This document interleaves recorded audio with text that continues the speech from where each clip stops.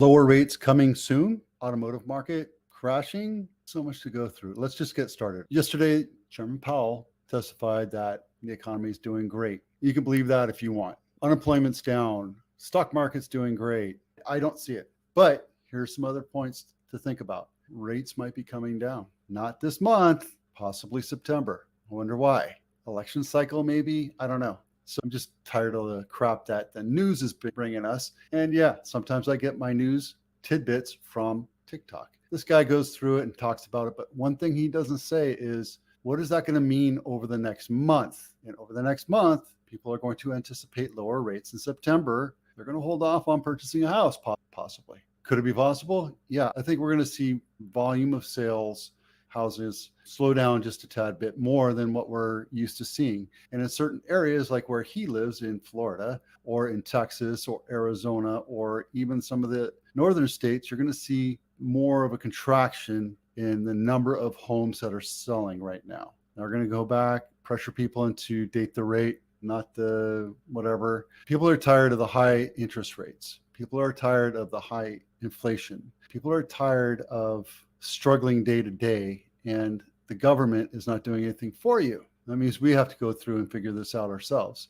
This one right here, it's just a scary one. Remember I tell you about the little house of cards right here, little house of cards? This one right here, 3,800 vehicles that this one dealership is giving back to the manufacturer. 3,800. That means, and these are the ones that go to the businesses, right? They're fleet vehicles. They buy it on consignment and they go, well, here you go. I'll sell it and I'll make a little bit of profit on it. They haven't been able to sell 3,800 of them. They're sending them back to the manufacturer. It's one dealership. If a dealership can't sell cars, it means one of those house of cards is going to start to collapse. Automotive.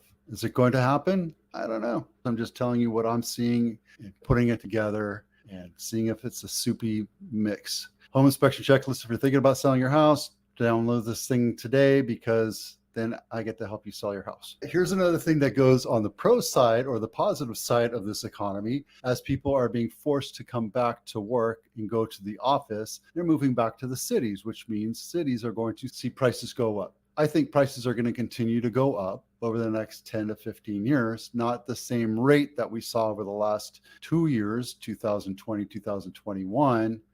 2022 when the tide started turning, and now we're going into a slower volume because of the higher interest rates, and nobody's moving, and we don't have the supply.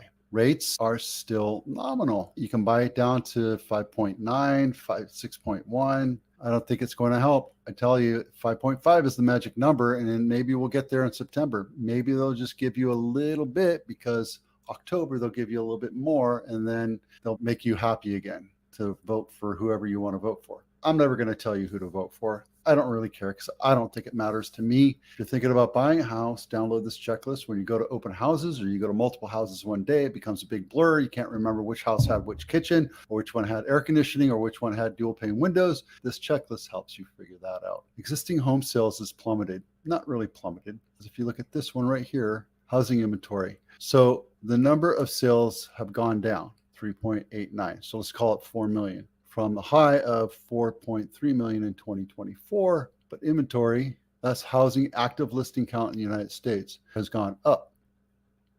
And it's gone up a little bit. We're at half of where we need to be. If I could drop this into a 5-year, let's see if I can do that. I don't think that's going to work. These never work for me. So what's going down is the volume of sales are going down, and inventory is starting to go up. Now, we're at half capacity where we need to be to have a balanced market. But the rest of the United States, outside of a few metropolitan pockets, you're seeing houses sit on market longer. And in fact, we're seeing houses sit on market longer in certain counties. And we talk about that on Wednesday. So inventory is going up. Demand looks like it's going down, except for metropolitan areas. This is all across the United States, okay? Right now, we're at 4.1, but I reported this last week.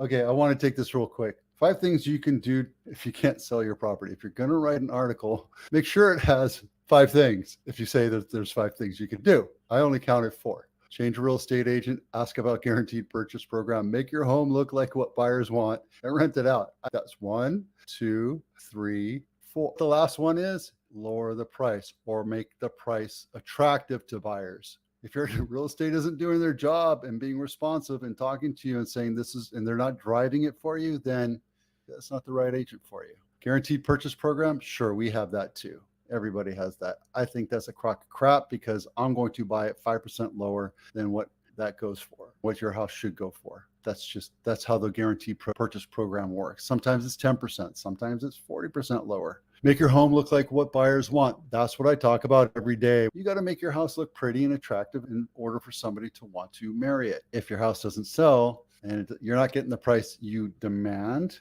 then rent it out. But here's the thing. If your agent can't promise you, which no agent will ever promise you, that you're going to get some kind of erroneous, crazy price, like $2 million for a $1 million house, I wouldn't waste my time. I wouldn't waste my efforts because it does cost me time, energy, and money to list your house, right? My suggestions right here, make your house look attractive and make the price attractive.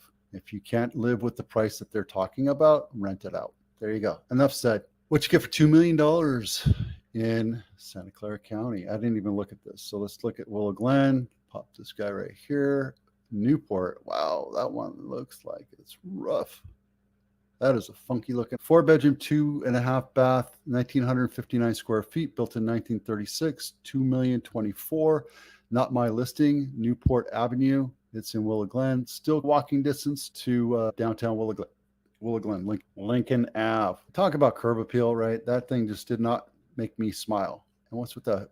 Yeah, you're not even supposed to have fire here in Silicon Valley because we're protect the air people. It has central air AC. So that's what you get for $2 million. I didn't do what you get for $1 million. Let's take a look at that. Let's see, in our own backyard, right along the freeway. That is a beater. Look at that thing. When I take the pictures of your house to list your house for sale, make sure you put your truck on the lawn because that really helps sell, market. Not only that, but you're also on the freeway and you have a bunch of renters and you don't take care of it. You don't worry about the curb appeal. Oh yeah, there you go. 3-bedroom, 2-bath, 1,457 square feet. I don't even know when it was born. Central AC. Oh, there you go. And it's on Blossom Ave. So not only that, you're close to the freeway, but you're on a busy street. So good luck with that one. All right. 12 Bay Area County months of inventory. Remember, I tell you, in order for it to be a buyer's market, it has to be over 6 months. In order for the volume of sales, in order for it to be a balanced market, you have to have about 2,000 homes for sale